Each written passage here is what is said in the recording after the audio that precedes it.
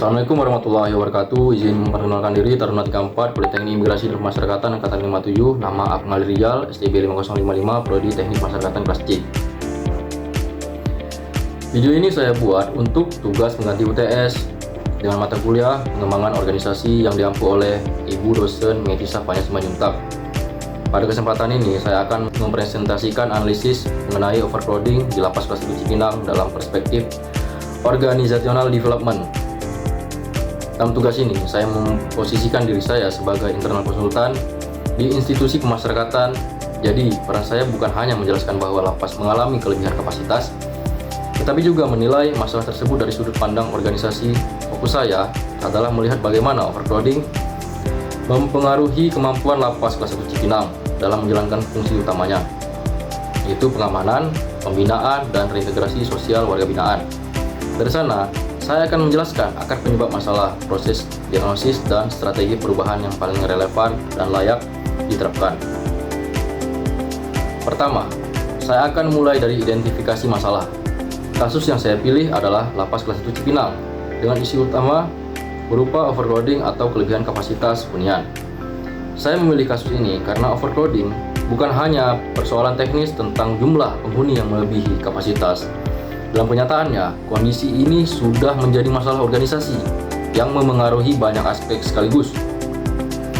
Mulai dari keamanan, kualitas pembinaan, kesehatan lingkungan, beban kerja petugas, sampai efektivitas reintegrasi sosial.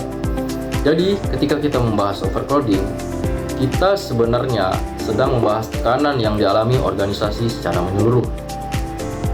Lihat gambar di samping kanan dan kiri saya. Masalah ini sangat penting karena didukung oleh bukti yang kuat secara nasional. Laporan kinerja pemasyarakatan tahun 2024 menunjukkan bahwa kapasitas 499 lapas dan rutan di Indonesia hanya 140.000 orang, sementara jumlah penghuni mencapai 274.000 orang. Artinya, terjadi overcrowding sekitar 95%. Data ini menunjukkan bahwa masalah kepadatan hunian bukan kasus tunggal atau insidental, melainkan masalah sistemik dalam pemasyarakatan Indonesia.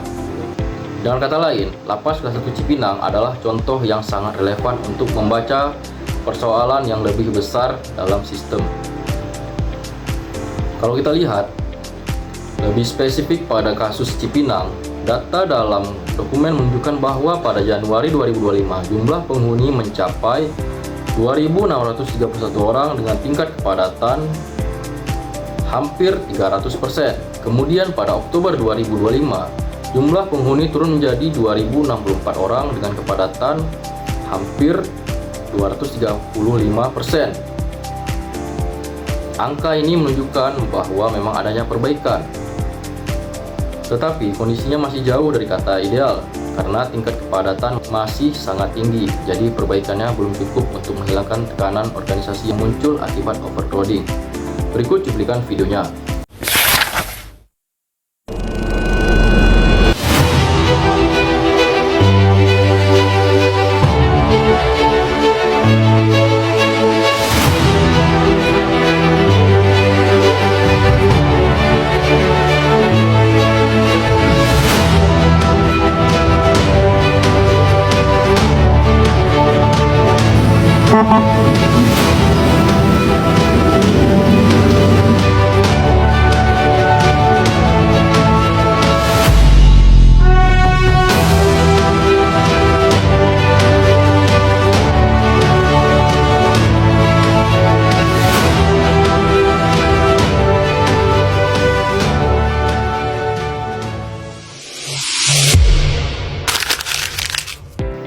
Ada satu poin penting yang juga perlu diperjelas secara akademik. Dalam berita resmi disebutkan bahwa kepadatan turun 64,43%.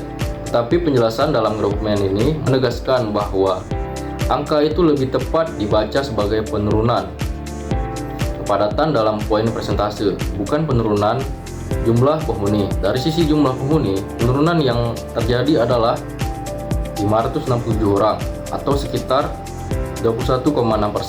Penjelasan seperti ini penting karena menunjukkan bahwa Analisis kita harus teliti dan tidak sekadar menerima angka mentah tanpa interpretasi yang tepat. Selain data kuantitatif, ada dasar normatif yang membuat masalah ini menjadi semakin penting. Dalam Undang-Undang Nomor 22 Tahun 2022 tentang Pemasyarakatan, disebutkan bahwa tujuan sistem pemasyarakatan adalah meningkatkan kualitas kepribadian dan kemandirian warga binaan agar mereka dapat diterima kembali oleh masyarakat. Masalahnya, dalam kondisi overcrowding, organisasi cenderung lebih sibuk mengelola kepadatan dan menjaga stabilitas dasar. Akibatnya, fungsi pembinaan dan reintegrasi bisa terdesak. Jadi yang terancam bukan hanya kenyamanan hunian, tetapi juga pencapaian tujuan pemasyarakatan itu sendiri. Dari bagian identifikasi masalah ini, saya dapat menegaskan bahwa overcrowding di Lapas Kelas 1 Cipinang adalah masalah yang nyata, terukur, dan strategis sehingga layak dianalisis dengan pendekatan organizational development. Selanjutnya saya masuk ke bagian diagnosis organisasi. Secara singkat, diagnosis organisasi adalah proses untuk memahami kondisi organisasi secara sistematis dengan tujuan menemukan apa yang sebenarnya sedang terjadi, bagian mana yang bermasalah, dan mengapa masalah itu muncul. Jadi diagnosis organisasi tidak berhenti pada gejala.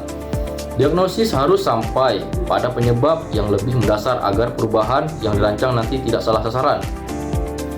Dalam kasus ini, model diagnosis yang saya pilih adalah Westbrook 6-box model. Model ini menurut saya cocok karena overcrowding di lapas bukan masalah tunggal.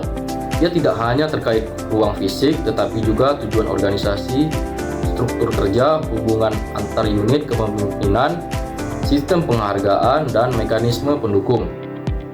Westbrook membagi diagnosis organisasi ke dalam 6 kotak, yaitu purpose, struktur, relationship, reward, leadership, dan helpful mechanism. Dengan model ini, saya bisa membaca masalah overcrowding secara lebih menyeluruh. Kalau model ini diterapkan pada Lapas Kelas 1 Cipinang, maka pada aspek purpose terlihat adanya ketidaksesuaian antara tujuan pemasyarakatan, yaitu reintegrasi sosial, dengan realitas di lapangan yang lebih banyak terserap pada pengendalian kepadatan dan stabilitas harian. Dalam kondisi hunian yang terlalu padat, organisasi menjadi lebih fokus pada crowd control daripada pembinaan yang berkelanjutan. Artinya ada jarak antara tujuan normatif dan praktik operasional. Pada aspek struktur, masalah terlihat pada alur penempatan penghuni, klasifikasi blok, redistribusi penghuni, dan penjadwalan program. Struktur kerja yang ada belum sepenuhnya adaptif untuk menghadapi tekanan populasi tinggi secara terus-menerus. Dampaknya akses penghuni terhadap program menjadi kurang efektif atau efisien, dan manajemen hunian juga semakin berat. Pada aspek relationship, koordinasi antara lapas, bapas, aparat, penegak hukum, keluarga, dan mitra rehabilitasi belum selalu berjalan dengan cepat dan seragam. Padahal untuk mengurangi tekanan overcrowding, koordinasi lintas pihak sangat penting, terutama dalam proses pengusulan hak integrasi dan pembimbingan pasca lepas. Jika koordinasi berjalan lambat, maka peluang untuk menurunkan kepadatan juga menjadi lebih kecil. Pada aspek reward, sistem organisasi cenderung lebih mudah menghargai stabilitas rutin dan kepatuhan administratif dibanding inovasi yang mendorong pengurangan kepadatan atau percepatan reintegrasi. Akibatnya, perubahan yang sifatnya progresif tidak selalu tumbuh dengan cepat karena belum menjadi ukuran utama keberhasilan. Pada aspek leadership, sebenarnya sudah ada inisiatif yang cukup baik seperti penataan ruang, monitoring hak integrasi, dan pemindahan penghuni. Namun, inisiatif itu belum sepenuhnya berubah menjadi budaya organisasi yang kuat. Dengan kata lain, perubahan masih cukup bergantung pada figur pimpinan dan belum sepenuhnya terinstitusionalisasi. Lalu pada aspek helpful mechanism, sistem data, asesmen risiko, litmas, dan mekanisme hak bersyarat sebenarnya sudah tersedia, tetapi integrasinya belum optimal sehingga bottleneck administratif masih tetap muncul. Organisasi sudah memiliki alat bantu, tetapi alat bantu itu belum bekerja secepat dan seefektif yang dibutuhkan dalam kondisi overcrowding tinggi. Dari diagnosis ini, saya membedakan antara gejala dan akar penyebab. Gejala yang terlihat adalah kamar yang sangat padat, program pembinaan yang tidak menjangkau semua penghuni, beban kerja petugas yang meningkat, dan potensi gangguan keamanan yang lebih besar. Tetapi, akar masalahnya lebih dalam. Pertama, inflow narapidana masih tinggi karena sistem pembinaan masih sangat bergantung pada pidana penjara. Kedua, kasus narkotika menjadi penyumbang terbesar kepadatan. Ketiga, koordinasi untuk hak integrasi dan pembimbingan belum selalu secepat tekanan penghuni yang masuk. Keempat, belum semua unit menjalankan case management yang proaktif, misalnya dalam mengidentifikasi siapa yang sudah layak untuk pembebasan bersyarat, cuti bersyarat, cuti menjelang bebas, asimilasi, rehabilitasi, atau redistribusi. Jadi, overcrowding di sini bukan hanya persoalan ruang, tapi juga persoalan sistem kerja dan kapasitas organisasi. Bagian berikutnya adalah proses diagnosis. Dalam tugas ini, diagnosis saya susun dengan pendekatan evidence based, artinya analisis dibangun dari data yang kredibel. Dokumen menjelaskan bahwa proses diagnosis dilakukan dalam 5 tahap. Tahapan ini penting karena menunjukkan bahwa diagnosis organisasi tidak boleh dilakukan secara asal atau berdasar asumsi pribadi. Tahap pertama adalah entry dan framing masalah. Pada tahap ini saya menetapkan bahwa masalah utama bukan sekedar jumlah penghuni yang berlebihan, tetapi menurunnya kapasitas organisasi dalam menjalankan fungsi pemasyarakatan secara utuh. Jadi sejak awal masalahnya diletakkan dalam kerangka organisasi, bukan sekedar fisik hunian. Tahap kedua adalah pengumpulan data.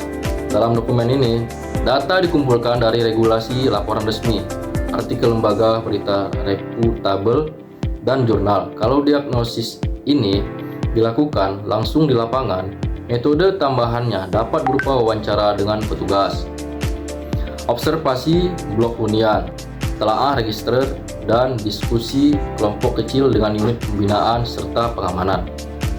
Jadi, metode pengumpulan data yang baik seharusnya memadukan data, dokumen, dan data lapangan. Tahap ketiga adalah analisis data. Di sini temuan dipilih antara gejala dan akar masalah, lalu dipetakan ke dalam 6 kotak baseboard. Langkah ini penting supaya diagnosis tidak terlalu sederhana, karena kalau kita hanya mengatakan lapas penuh, kita belum benar-benar menjelaskan persoalannya. Diagnosis harus bisa menunjukkan bagian organisasi mana yang paling tertekan dan apa dampaknya terhadap fungsi organisasi. Tahap keempat adalah validasi. Dalam praktik nyata, hasil diagnosis awal seharusnya dikonfirmasi kepada Kalapas, KPLP, Kasbinadik, Bapas, dan mitra lainnya. Validasi ini penting agar diagnosis tidak bias dan sesuai dengan kenyataan di lapangan. Tahap kelima adalah feedback and action design, yaitu menerjemahkan hasil diagnosis menjadi prioritas perubahan yang realistis. Misalnya, pengurangan kepadatan, percepatan hak integrasi, perbaikan reklasifikasi, dan penguatan koordinasi di lintas fungsi. Jadi diagnosis yang baik harus berujung pada tindakan, bukan berhenti di analisis saja. Karakteristik diagnosis yang baik menurut dokumen ini adalah berbasis bukti, melihat organisasi sebagai sistem, membedakan gejala dan sebab, bersifat partisipatif, dan menghasilkan tindakan yang mungkin dilaksanakan. Saya melihat karakteristik ini penting karena tujuan akhir diagnosis organisasi bukan sekedar memahami masalah, tapi menyiapkan dasar yang kuat untuk perubahan. Selanjutnya, saya masuk ke bagian rekomendasi strategi perubahan. Berdasarkan hasil diagnosis, isu utama yang saya identifikasi adalah sebagai berikut. Pertama, ada ketidakseimbangan antara tujuan reintegrasi sosial dan tekanan operasional harian. Kedua, struktur dan mekanisme kerja belum cukup adaptif terhadap populasi tinggi. Ketiga, koordinasi lintas unit dan lintas lembaga masih perlu diperkuat. Keempat, monitoring eligibilitas hak integrasi belum sepenuhnya real time dan proaktif. Kelima, budaya kerja organisasi masih cenderung reaktif terhadap kepadatan, bukan mengelolanya secara sistematis.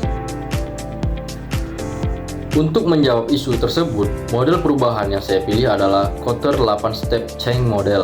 Alasan saya memilih model ini adalah karena overcrowding bukan masalah yang bisa diselesaikan dengan satu instruksi atau satu kebijakan jangka pendek. Perubahan yang dibutuhkan harus terstruktur, bertahap, melibatkan banyak pihak, dan harus mampu menciptakan budaya kerja baru.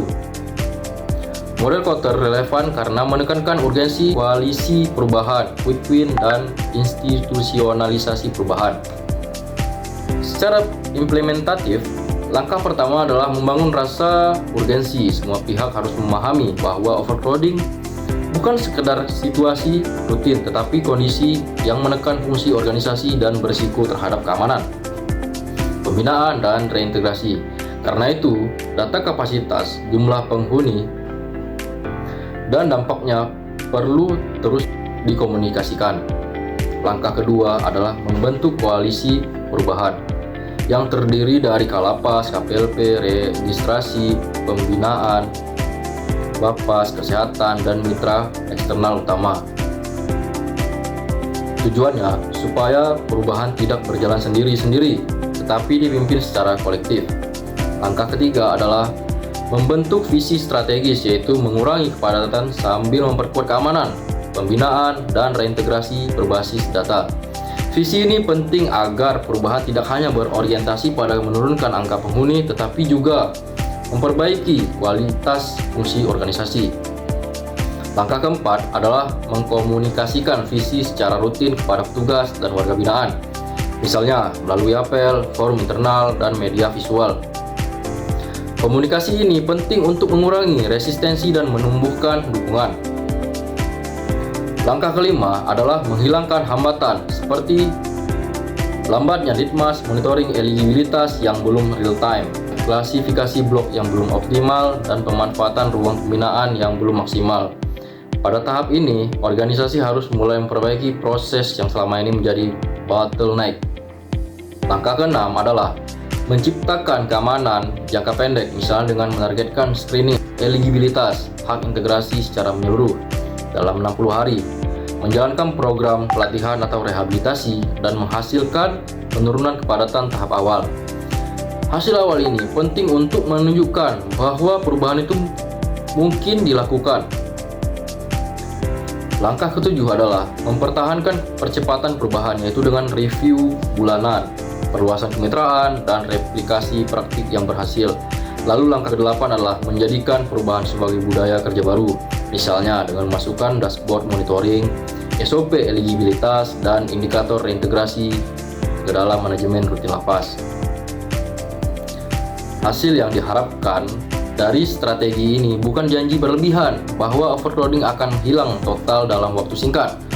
Hasil yang lebih realistis adalah penurunan kepadatan secara bertahap, proses hak integrasi yang lebih cepat dan transparan, akses pembinaan yang lebih baik, berkurangnya tekanan kerja petugas, dan semakin seimbangnya fungsi pengamanan, serta pembinaan dalam organisasi. Sebagai penutup, saya menyimpulkan bahwa overcrowding di Lapas Kelas 1 Cipinang adalah masalah organisasi yang nyata, terukur, dan strategis. Masalah ini tidak dapat dibaca hanya sebagai kekurangan ruang atau tempat tidur, karena pada kenyataannya ia mencerminkan tekanan pada tujuan, struktur, relasi kerja, mekanisme bantu, dan kepemimpinan organisasi. Melalui six-box model, saya melihat bahwa overcrowding menimbulkan ketidaksesuaian antara tujuan reintegrasi dan realitas operasional. Sementara melalui Kotter 8-step change model, saya melihat bahwa perubahan tetap mungkin dilakukan secara bertahap, terstruktur, dan visible. Rekomendasi yang saya ajukan adalah menjadikan penurunan kepadatan sebagai agenda organisasi, mewajibkan screening eligibilitas, hak integrasi secara berkala, memperkuat koordinasi antar lapas, bapas, aparat penegak hukum, dan mitra eksternal, mengoptimalkan ruang pembinaan, serta mengubah budaya kerja dari reaktif menjadi proaktif berbasis case management. Rekomendasi ini layak dilaksanakan karena tidak hanya bergantung pada pembangunan fisik baru, tetapi juga bertumpu pada perbaikan sistem kerja, koordinasi, monitoring, dan kepemimpinan perubahan. Demikian presentasi saya. Terima kasih atas perhatiannya. Semoga bermanfaat. Assalamualaikum warahmatullahi wabarakatuh.